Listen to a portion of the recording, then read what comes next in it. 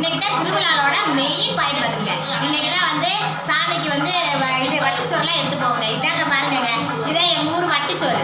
இதை வந்து காலையில் சமைச்சு கறியெல்லாம் எடுத்து சமைச்சிருவோங்க. சாமிக்காக எடுத்து வச்சுருவோம். எடுத்து வச்சு இன்னைக்கு போய் கோயிலில் வச்சு கும்மியெல்லாம் அடித்து இன்னைக்கு போய் சாமியை கும்பிடுவோங்க. வருஷத்தில் ஒரே ஒரு நாள் இந்த மாதிரி திருவிழா கொண்டாடுறது எவ்வளோ மனசுக்கு சந்தோஷமா இருக்கு தெரியுமா? அது கிராமத்தில் எல்லா கிராமத்துலேயும் வழக்கமுங்க.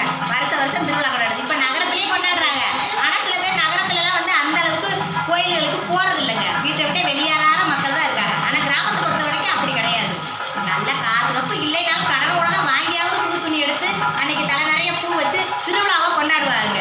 அப்படி இந்த எங்கள் ஊர் திருவிழா இந்த கிராமத்து முடியமாக உங்களுக்கு பிடிக்குதுன்னா லைக் பண்ணுங்க. சேலை எப்படி இருக்குன்னு சொல்லுங்க. இருக்க வந்து சேலை நல்லா இருக்கா? சேலை எப்படி இருக்குன்னு கமெண்ட் பாக்ஸில் சொல்லுங்க. அப்படியே இருக்கு பின்னாடி பார்த்தீங்களா? நாளைக்கு ஆயுத பூஜையா? பூவெல்லாம் அதிகமாக இருக்கு.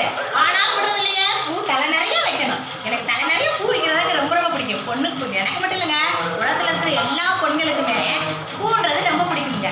அது மாதிரி பூவெல்லாம் வச்சு சாமி கும்பிட்றதுக்கு நாங்கள் கிளம்பிட்டோங்க. நான் நல்லபடியாக சாமி கும்பிட்றேன். நீங்கள் எனக்கு ஒரு லைக் மட்டும் பண்ணுங்க. சரிங்களா? நீங்கள் என்னை பிடிச்சிருக்கு, எங்கள் கிராமத்தையும் பிடிச்சிருக்குன்னா லைக் பண்ணுங்க.